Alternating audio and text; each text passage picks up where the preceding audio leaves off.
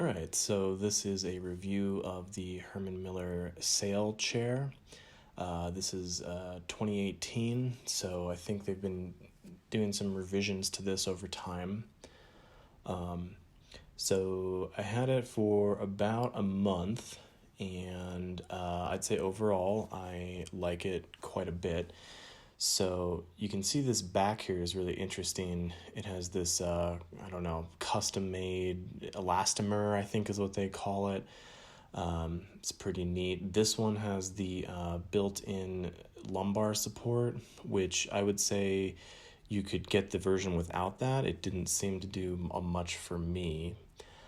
This part here, it looks like it might not be very rigid, but it actually is pretty strong, so I have no concerns about that.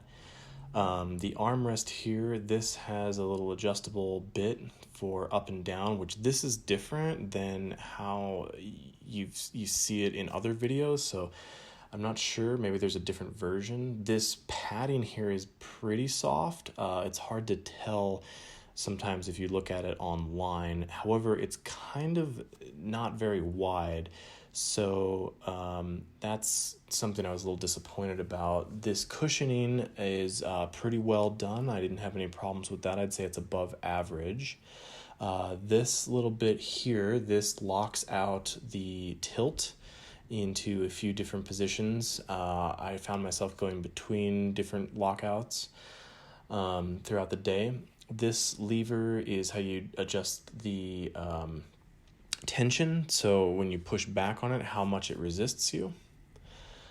So this will give you an idea of how wide it is. If you want the exact specifications, I mean, they're available on the website, so you can take a look at that. This just kind of give you a visual of that. I found it to be a little bit smaller than what I expected, so keep that in mind. If you're a pretty large individual or medium to large even, it might feel a little small to you, but you do kind of get used to it. It's interesting. So this feature here, this is the way that you move the seat pan forwards and backwards. That seemed to work pretty well. I actually had it extended for a while, and then it kind of bugged me, and I actually liked it in the most recessed position personally.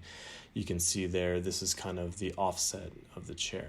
So this is a test kind of how well it rolls. It actually rolls pretty well. This is even the carpet version on a hard wood. I thought that it worked really, really well compared to like some cheaper chairs.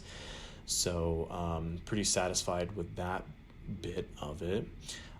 This here, just kind of giving you an idea of the curve of this back. It's got a nice S to it. If you don't like that, you're not going to like this. It definitely puts you in that nice S position. I really like that. It's one of my favorite things about Herman Miller chairs. You can see this is pretty robust up here. It's very hard rubber, hard plastic mix, so no worries about that. Now, it does flex really easily, but that's good. It's supposed to do that.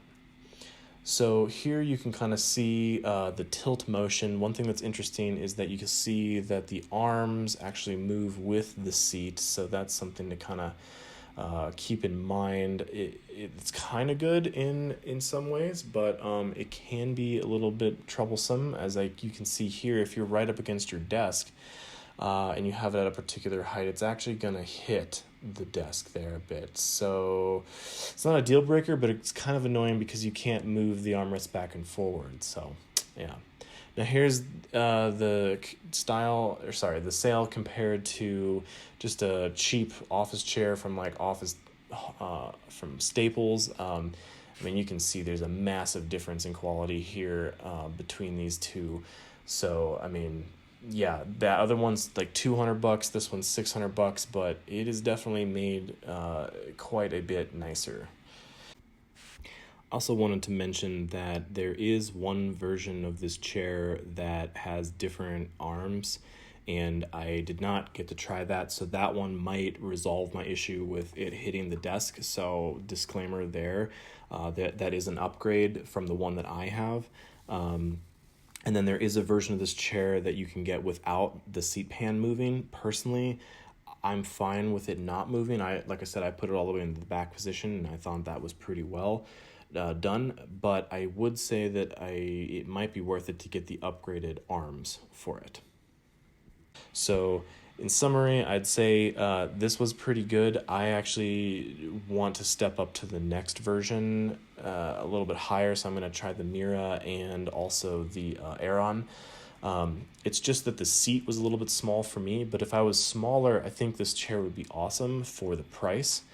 And yeah, so I don't know, for me, it's kind of like 8 out of 10 or so. It's a great chair, but if you are bigger, so I'm like 250 pounds, and then I'm 5'10", so I'm a little bit bigger of a guy, and so it's a little small for me. So I need to step up to something a little bit bigger. Okay. All right. Thanks for watching.